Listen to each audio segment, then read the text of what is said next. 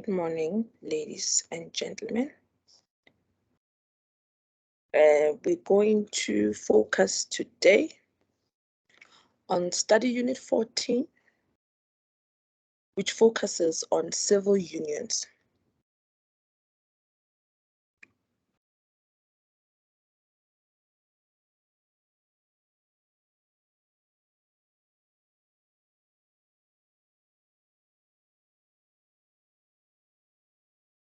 A civil union can be concluded by partners of the opposite sex or by partners of the same sex. It has been recognized that it has been recognized and came into operation in 2006. It is monogamous, voluntarily a union of two people, at least 18 years of age and solemnized and registered in accordance with the procedure prescribed by the Act. It includes a marriage and a partnership in terms of the Act. Kindly note that the civil union has similar requirements as to the civil marriage. The legal requirements for a civil marriage: 1, capacity to act.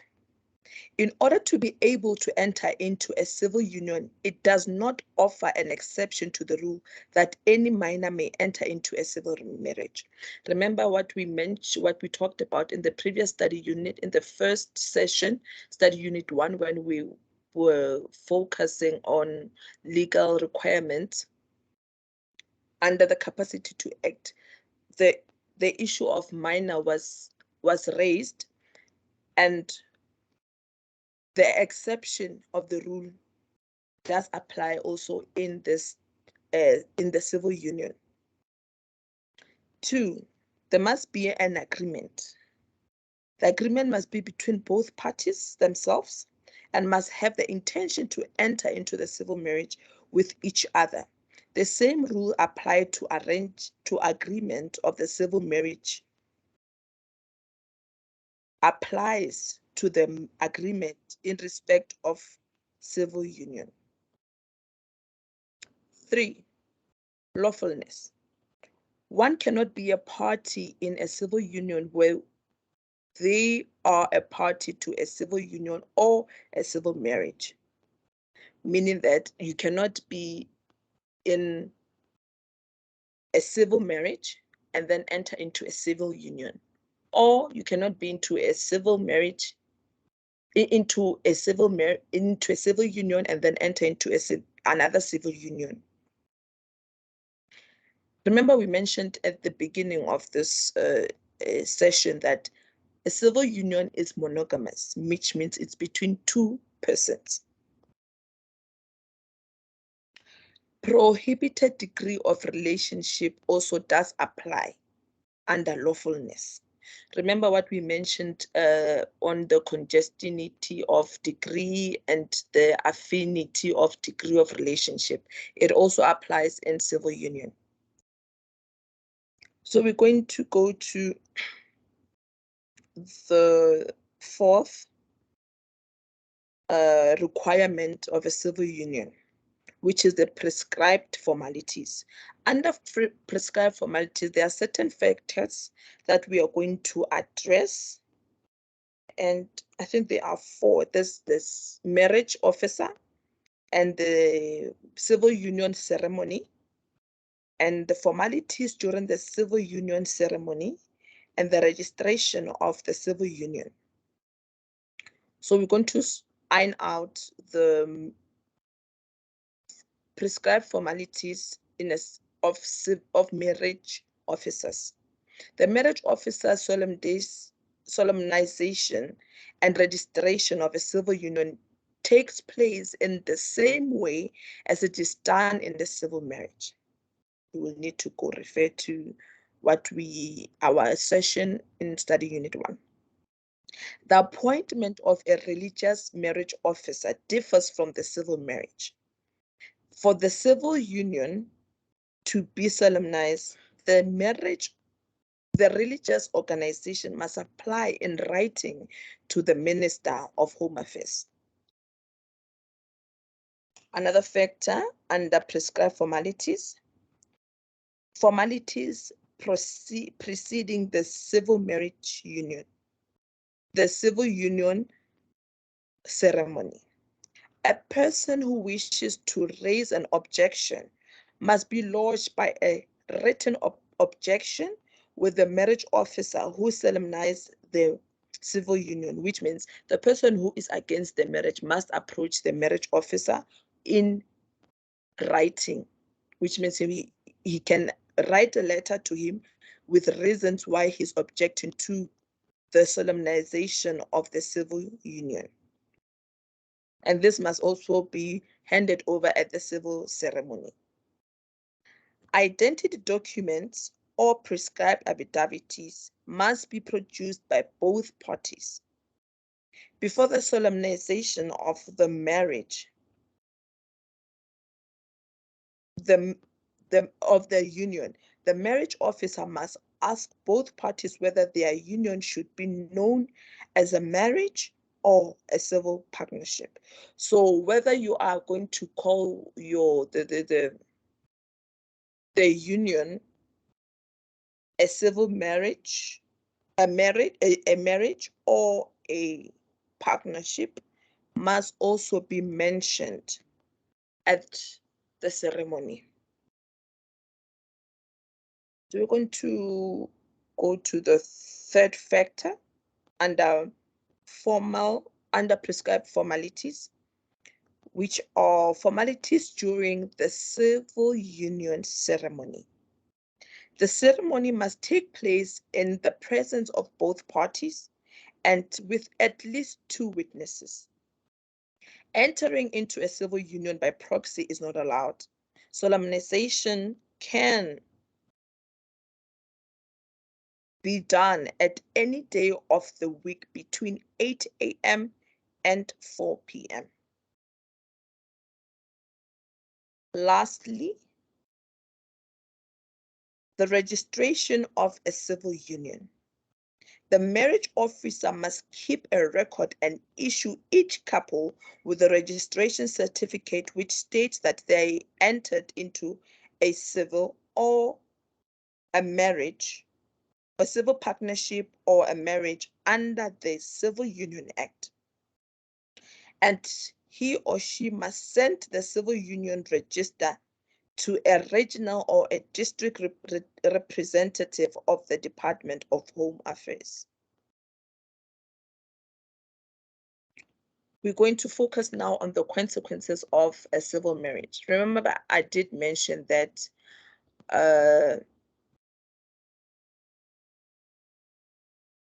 some of the requirements are similar to those that were mentioned in the civil marriage.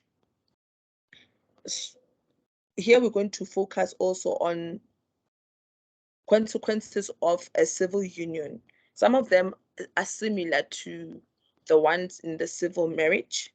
So we're going to also iron out those that are not similar or those that are not mentioned in the civil union, but in the civil marriage, pardon me, but are only in the civil union. So invariable consequences are similar to those under civil marriages. You can also see that in study unit 3 to 6. However, under the procreation in a civil union involves artificial fertilization, and in the case of a male couple, it involves surrogate motherhood too, which can also be also when there's a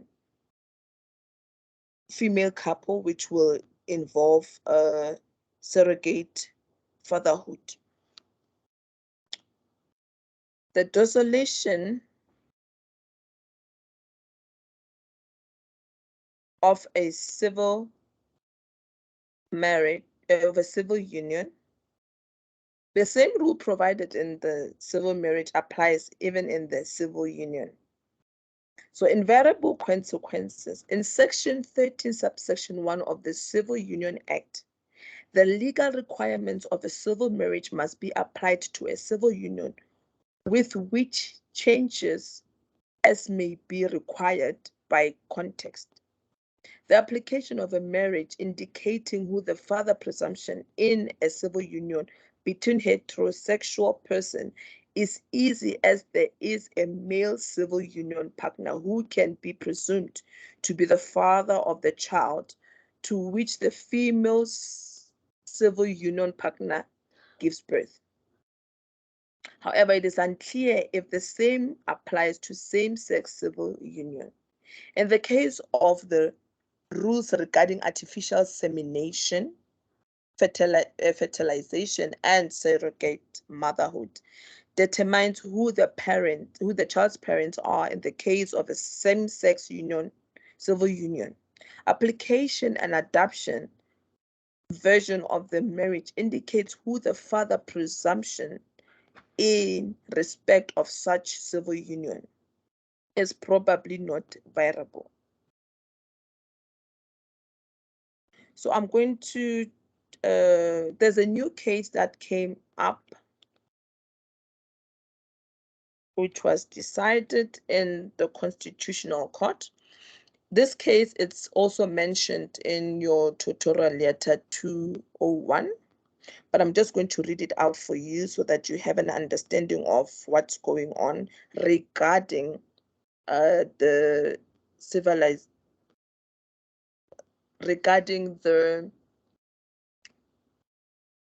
surrogacy and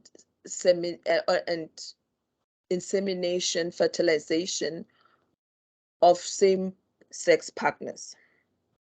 So in this case, the issue was the constitutionality of Section 40 of the Children's Act 38 of 2005 and the parental responsibility and rights of the same-sex couple in a civil union.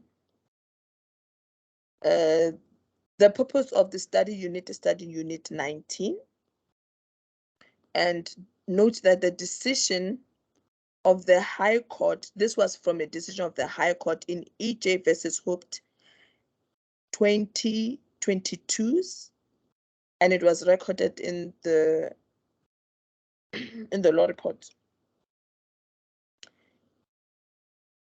which concerns Section 40 of the Children's Act.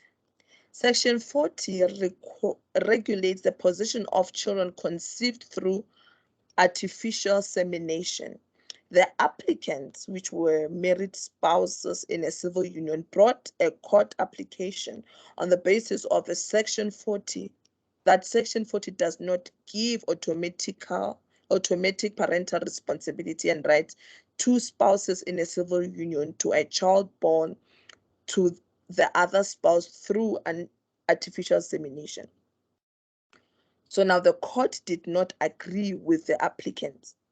The court held that although Section 40, subsection 3b uses the word husband, the section applies to all spouses.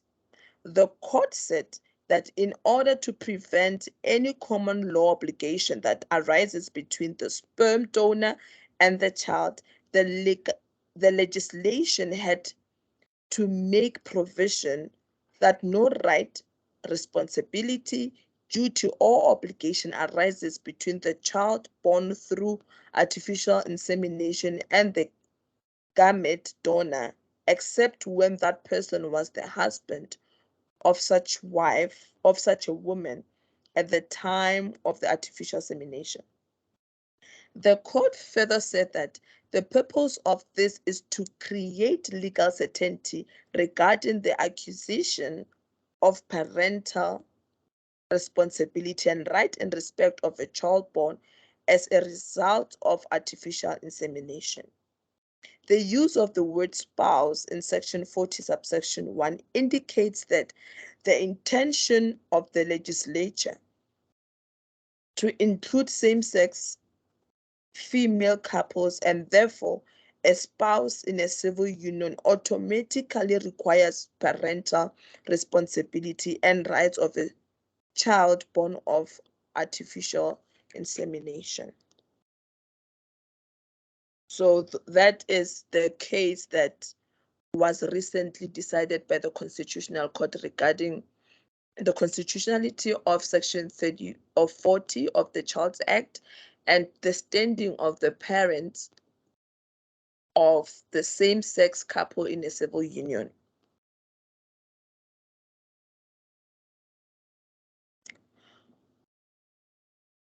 Section 26, subsection 1 of the Birth and the Death Registration Act allows a woman to assume the surname of the man she is concluding such a marriage with.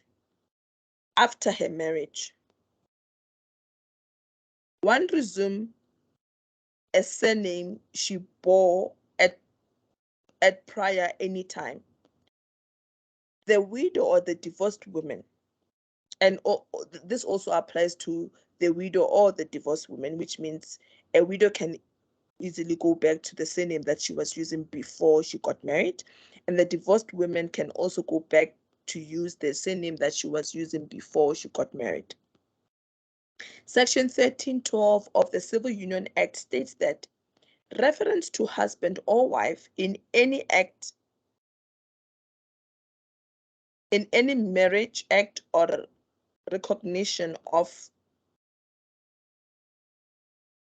customary marriage act includes civil union partner. The difference between the position of civil union partners and spouses in civil marriage is unconstitutional because it constitutes unjustifiable inequality. The couple's matrimonial property system also applies if the civil union partners are of the opposite sex and the male partner is domiciled in South Africa. Problem arises if the civil union partners are of the same sex and one or both of them are not domiciled in South Africa. So this explains that issues that are not even resolved at this current point arises where civil partners, either one of the partner or both of the partners, are not domiciled in South Africa. So the dissolution of a civil marriage, this is similar to the civil marriage that we addressed in study unit 1. The same rules governing the dissolution of a civil marriage applies in a civil union. So in section 7, subsection 3 of the Divorce Act permits distribution of assets only if the parties are married before 1 November 1984 or 2 December 1988. The distribution of assets is not available to any divorcing civil union partners. So there's a restriction regarding the distribution of assets in a dissolution of civil union partners. So the Divorce Act states that the distribution of assets is not available to any divorcing civil union partners. Lastly, the constitutionality of the Civil Union Act. The legislature was required to afford same-sex partners the status, the benefits, and responsibilities accorded to opposite-sex partners or couples. The Act awards the same rights to both heterosexual and same-sex couples to enter into a fully recognized relationship and can be called a marriage or a civil partnership. There is a view that the act must be repealed because it unjustifiably violates the right to equality because some of its provisions apply to same-sex couples, confers a second-class marital status on same-sex couples, and produces new forms of oppression and reputation.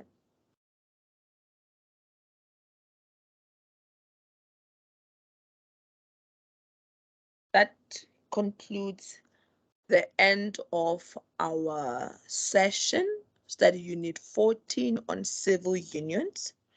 I hope that was clear. All the best with your exam preparations. Thank you very much.